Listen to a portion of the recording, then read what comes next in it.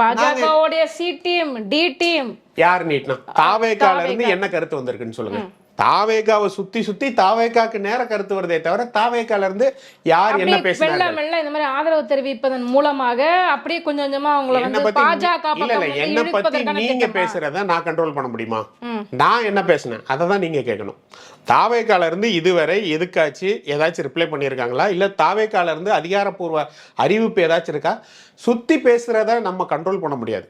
இன்னொன்று, இந்த சூழலை பாருங்க, 7 நாளில் உள்ள ஒரு பெரிய அதுலேருந்து மீண்டு வர முடியாத அளவு ஒரு அழுத்தத்தை வெளியிலேருந்து சமூகம் கொடுத்துக்கிட்டு இருக்கும்போது, சமூகம் கிடையாது, சமூகம் எங்களுக்கு கரம் நீட்டிக்கிட்டு இருக்கு. மக்கள் இந்த திமுக அரசால் கட்டமைக்கப்பட்ட எக்கோசிஸ்டம் ஒரு அழுத்தத்தை கொடுக்கும்போது அதுலேருந்து நாங்கள் எங்கள் வேலையை பார்த்துக்கிட்டு இருக்கோம். தாவேக எங்கே யார்கிட்ட எப்போ என்ன பேசுச்சு, சட்ட ரீதியான முன்னெடுப்புகளை தான் செஞ்சுக்கிட்டு இருக்கோம். ப்ளஸ் அந்த 41 உயிர்களை பறி கொடுத்த குடும்பங்களுடைய கதியை நினைத்தும் எங்களை பார்க்க வந்திருக்காங்கன்னு நினச்சி நாங்கள் வருத்தத்துலேயும் அதுலேருந்து மீளா துயரத்துலேயும் இருக்கிறோம். அவங்கள இப்போ மீட்டு கொண்டு வரணும் அடுத்த ஸ்டேஜுக்கு.